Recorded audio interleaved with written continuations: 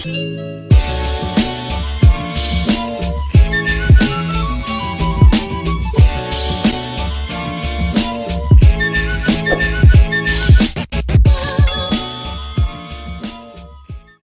up, tribe? I hope y'all are doing well. We are back with another video from our actual home base, the tribe's home base. If you have never been to this channel before and this is your first time stopping by, my name is Kareel McGee. I'm the elder in chief here on this channel. I'm a writer, a complementary alternative medicine practitioner, healer, lover of fine music, good food, and people. And if you are watching this video today, I want to say thank you and welcome. If you're not a tribe member already, go ahead and hit that subscribe button so you can become a part of the tribe and a part of our community. We have a very unique community here because we look at femininity, womanhood, and masculinity and manhood from an inclusive position where both the man and the women, the man and the woman sits on the throne, okay? The man is not on the throne alone by himself and he's exalted. And the woman is not on the throne alone and exalted. Both the man and the woman are exalted sitting on the throne. The seat of the sacred masculine and the sacred feminine is occupied by both the man and the woman. The information that we share on this channel specifically comes from the channeling of Elder Eden, which is a character in my books, which started out as psychological ramblings of a traveling gypsy, leading off into the final book that has not been released just yet. And I'll share sooner or later why we haven't released it just yet, but that's all about energetically, I guess. It's the energy thing that I'm really specific about. And when you're doing work like mine, you know that there's a lot of delays that pop up. There's a lot of things that changes at the last minute because the work is serious. And when you are trying to combat darkness with light, you're going to have a little bit of opposition. But the darkness never wins when the light comes into town, right? If you're in a dark room and you turn the light on, you flip that switch, darkness disappears, right? But in this work, so there's a lot of things that I have to overcome and sometimes change at the last minute. And that's just a part of the work that you're doing, especially when you have a lot of eyes on you. It's important to understand that those things happen. But on the channel, the wisdom is coming from Elder Eden. I call it hut wisdom, okay? Going back to the huts to find out what works, what makes women empowered. What are the ancients, what are the secrets that the ancients knew about femininity and masculinity that we are so far removed from today in this age? And we share it here on this channel with a different perspective, okay? The glass is always half full on this channel rather than half empty. Okay, there is a deep love and passion that the women here have on this channel for men, and there's a deep love and a deep passion for women that the brothers, the men themselves have here on this channel. And I don't know if the ladies know this or not, but the men on this channel are very quiet, but 27% of our viewers are men. And I know they don't say anything, but they see me and they see you guys in the comments. So they're here and they just don't say anything. And brothers, I'm going to encourage you that we have some of the most inspired, enlightened, and forward-thinking women here on this channel. You might want to get in the comments to get to know some of them. Anyway, that's what the channel is about. Today's video, I want to share just a little bit of Elder Eden's wisdom when it comes to selecting your mate, okay? Selecting your mate. And using the characteristics of the guys or the characteristics of the personality types that the elder talks about. I want to get deeper into it, okay? Here's some light coming from the elder, okay? The elder said, you are going to get your fair share. You are going to get your image. You're going to get what you understand. The universe is not going to give you more than you have the capacity of receiving. And that's what the elder is teaching on the Asanahood journey. If you want something different, you must be different. Okay? Christianity teaches us that. Christianity says that once you are saved, Once you're saved and washed of your sins, it's the same idea. Being clean and renewed is the same idea. And you have that clean and renewed religious perspective from all of the Abrahamic religions, okay? And when I'm talking about the Abrahamic religions, I'm talking about Judaism, Islam, and Christianity. And you also have that same idea of being cleansed and renewed and rebirthed and all of that, and in Hinduism and Sikhism and Buddhism and Taoism, you have that same. There's a theme amongst all religious sciences that shows that you cannot have something else if that is all you are, until you become cleansed and rinsed and renewed and reborn. Right? The same idea is true. We know that, not just because of the Abrahamic religions, but also because all of the religions around the world are saying the same thing. If you want something different, you must be different. Old ways must die, right? You've heard that before. And that is, yes, that is my stomach making growling noises because I am hungry, okay? So, anyway, if you want a different result, you can't speak. What you say with your mouth is important. What you repeatedly say with your mouth is important. Because what you say out your mouth, your ear hears. What you say out your mouth, your ear hears. And then what your ear is hearing, it is lodging it deep down into your subconscious mind. It becomes a belief. So what you repeatedly say, you believe. And what you believe will determine your outcomes. Period. Okay? So if your conversations are sounding like all men are trash, all men are trash, all men are trash, all men are trash, when you speak that out of your mouth, your eardrum hears that. And deep down in your subconscious mind creates the image that all men are trash. And so it's going to keep repeating that same idea back to you because you repeated it out of here. So you have to be careful what you repeat out here. What you repeat out here goes in here. And it becomes a part of your self-consciousness, okay? And that is what your life will become. You're going to constantly get back to you that image. All men are trash, all men are trash, all men are trash. Be careful what you speak out here and then what you allow your eardrum to hear. I talked about that in the video when I said that you have to be careful who you allow to penetrate your eardrum. What is the messages that you are receiving? What are you consuming? Because what you hear over and over again becomes a belief. What is a belief? What is a belief, okay? Actually, let's look it up. What is a belief? Before we get Karima's idea on what a belief is, let's look it up, okay? Hold on. What is a belief, Google? Hold on, guys. Google, what is a belief? According to Wikipedia, a belief is an attitude that something is the case, or that some proposition about the universe is true. Okay. Actually, that was more in line than I thought it was going to be. That was more in line with what I was thinking than I thought it was going to be. A belief is an attitude, right? And if you have a certain attitude about men, about women, that attitude that you have, those thoughts that you have, it becomes a part of your everyday experience, okay? And the only way to change your everyday experience is to change your thoughts. When you change your thoughts, you change your beliefs. You cannot change your beliefs without changing your thoughts. All right? And your thoughts are deeply related to your beliefs. They're hand in hand, okay? What you say out here, what you listen to here becomes your beliefs. It becomes your reality, okay?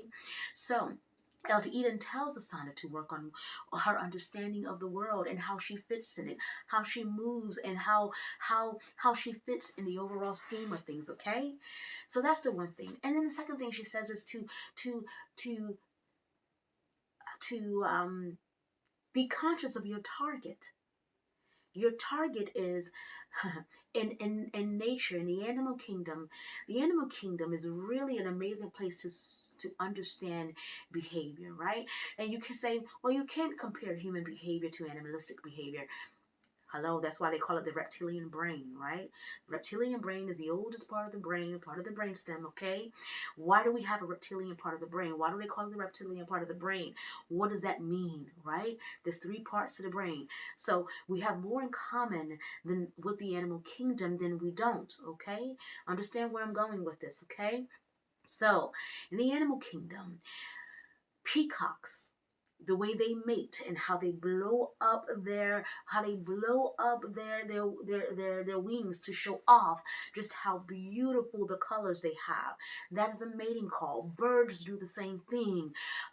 There's certain birds that will have a certain singing song, that only a certain other mate will hear and it will resonate with, and then those two will mate according to the song that was sung. Okay, in the animal kingdom, we find out that certain animals only mate with certain animals for a specific reason. Well, hello, right? You could say natural selection and all of those things when we're talking about human behavior. But when we're looking at hut wisdom, we must understand that we cannot mate with everyone.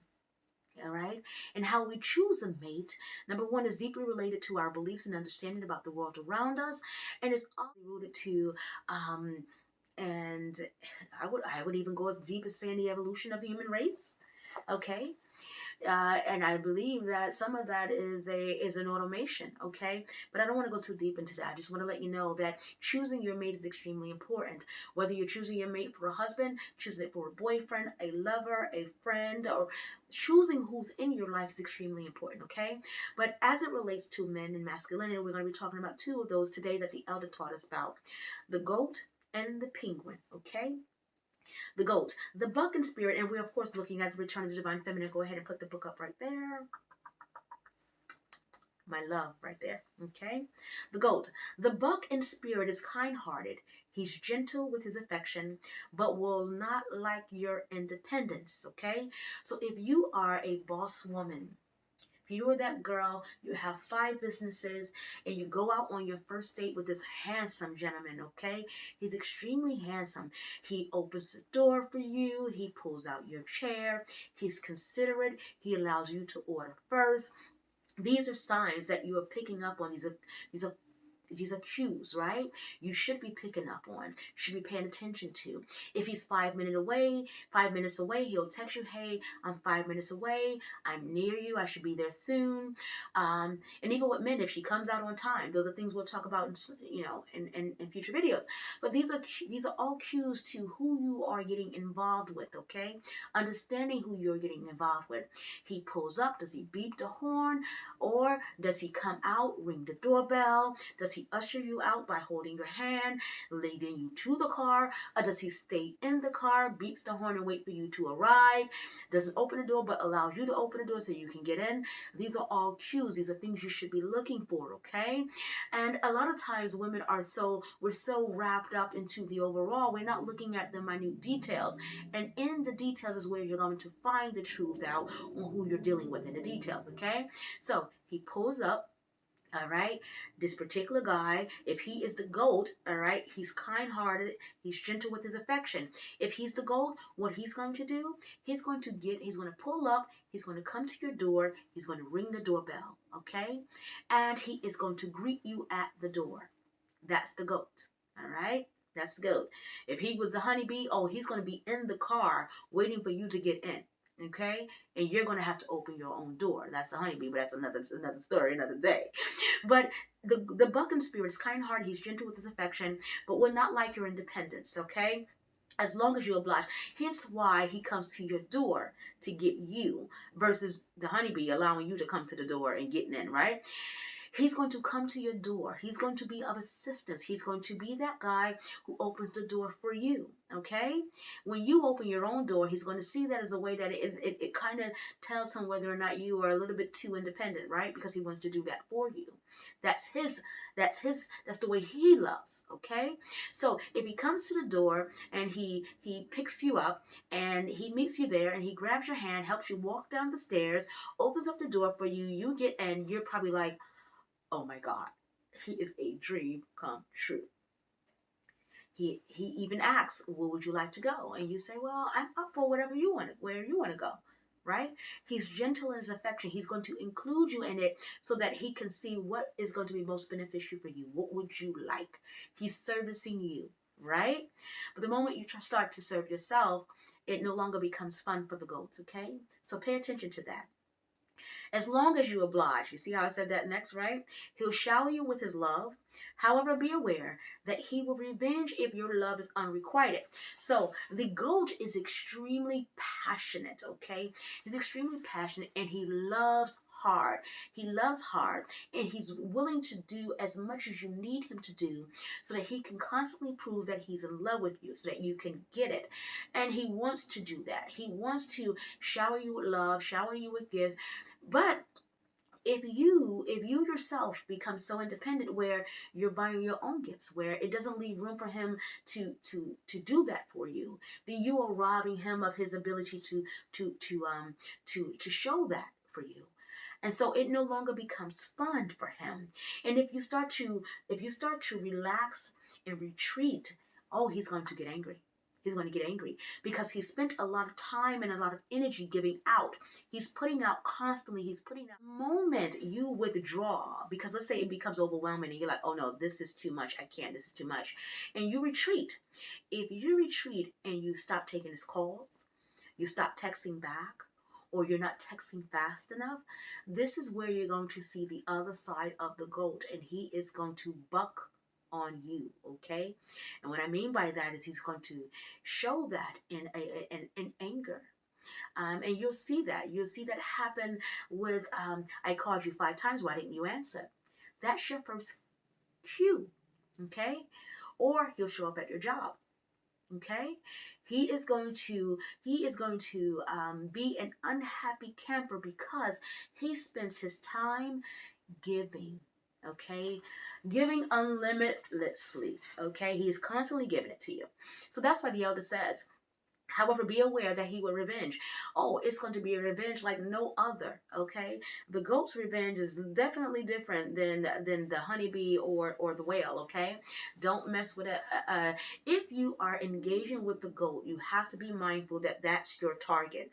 If you want someone who is going to shower you with love, shower you with gifts, be there when you need them, be there at the drop of a dime, the kind of guy who's going to open the door, meet you at the door, keep the light on for you at night, if you want that and you think that's the kind of man you want, remember what the elder says, that we pick our poison. So you want to get that in the goat, but understand that the flip side of that can be wrathful, okay?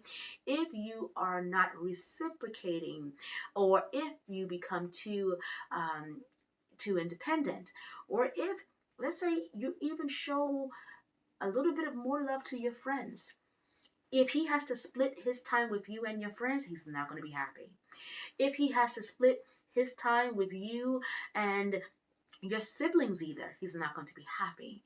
The goat is not happy sharing his love with you with another, even his own kids. And I said this in another video. So be very careful. If you are the kind of woman who you need someone who's going to shower you with gifts, shower you with love, be just a very gentle, loving guy until you become too independent, okay? You become too self-reliant, until you want to not live on an island by yourself with just you and him, then darling, it's going to be some trouble.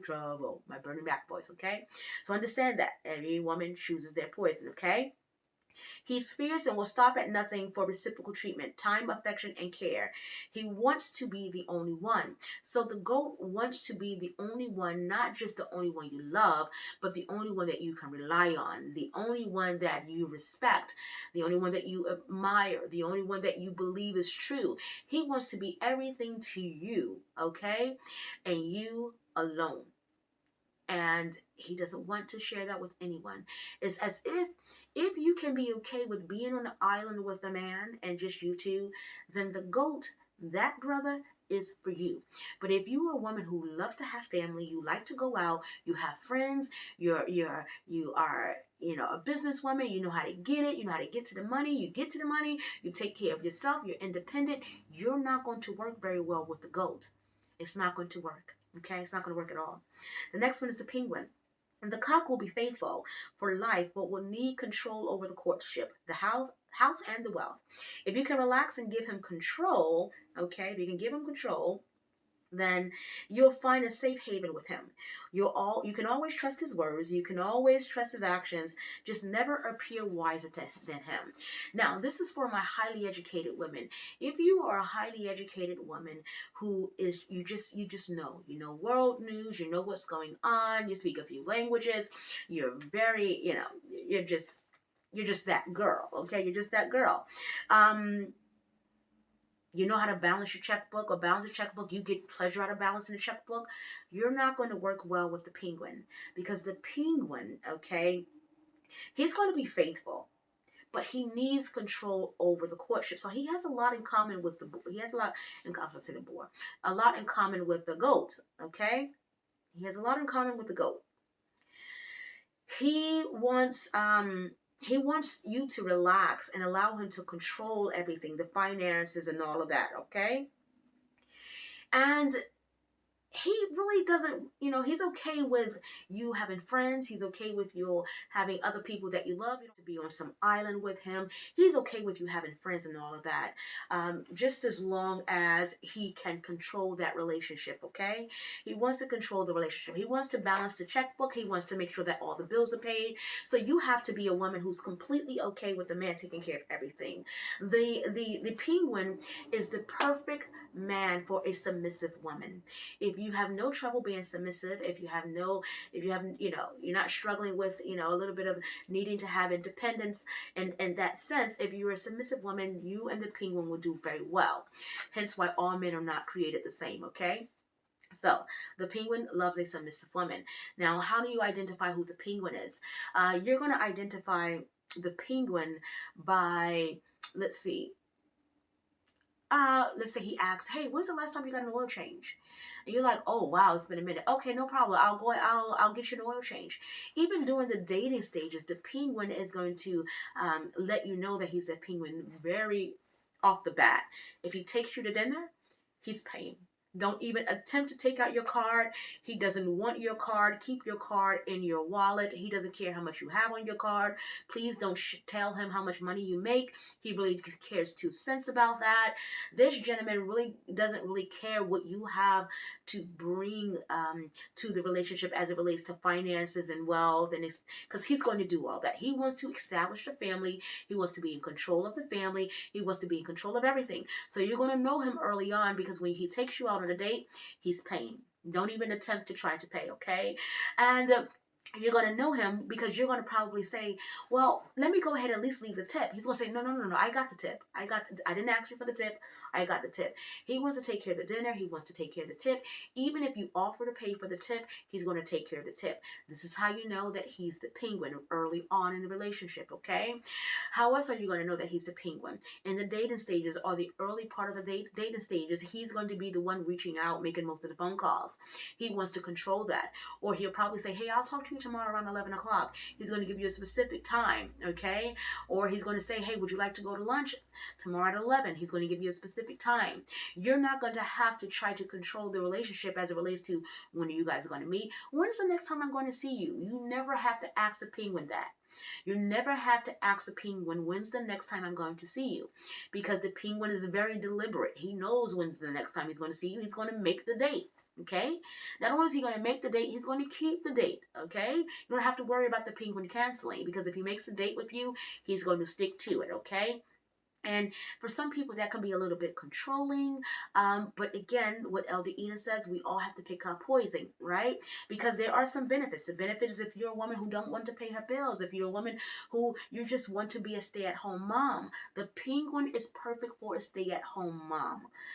Or the one who wants to be a wife, but she wants her husband to take care of everything, and she takes care of the home, she takes care of the children. The penguin is the perfect male for you to mate with, okay? If you're a boss woman, again, boss woman is not going to work with the penguin, nor is a boss woman going to work for the goat. It's not going to work, okay? Because the way they are set up, it's not going to work. He wants to take care of that. The good thing about the penguin is that you can trust what he says. That's why I said you don't have to worry about him canceling on a date with you. If he says it's going to be at 12 o'clock, trust and believe he's going to show up at 12 o'clock. You don't have to text him saying, "Well, it's 15 minutes later. Where are you?" Now that you have to do to the honeybee.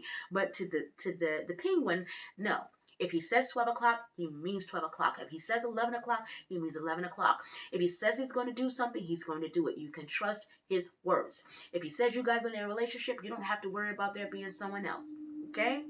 But you must be submissive. That is the kind of woman. Submissive is not going to work, darling. Okay? So we went over the goat and we went over the penguin. And I shared that, as you can see, there's some similarities between the goat and the penguin.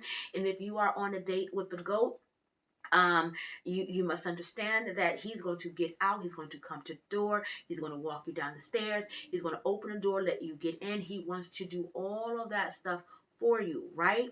You just cannot have a life outside of both you and him. Be mindful when you are choosing your mate. You choose. The elder says you choose. She constantly reminds Asana that you choose. Okay? You choose. Now, if in fact that doesn't work for you, then you need to be paying attention early on in the courtship. Okay, that kind of man doesn't work for me. I need to be a little bit more free. I have too many girlfriends. I go out to the penguin or the goat. It's not going to work for you. If you have a group of friends that you guys have been friends since high school or since college, and you guys go out every Thursday, if you have a man who's the penguin and a goat, it's not going to last long. It is going to end very badly. So, in the words of Elder Eden, you choose. You choose. Pay attention early on to the signs in the relationship. If at dinner he says to you, I got the bill, but you got the tip, that's a personality type. He's telling you who he is. And I know you guys have heard it a million times. When someone tells you who they are, believe them firsthand, right? But a lot of times we give people chances, we give people chances, we give people chances. But understand, people are always telling us who they are. We're just not paying attention. It's important to pay attention. The other thing I want you guys to know is that folks are not being honest when it comes to men and women. We're not all the same. The elder says we're not all the same. We're not all the same, meaning you can't throw all women into the thotties box, right? Just like you can't throw all men into the whole box. You can't do that. There are really some amazing men out there. There are really some fantastic women out there. But what you have to do is you have to, number one, you have to change, and number two, you have to choose better. Until next time, be empowered, be inspired, and be well. Mwah.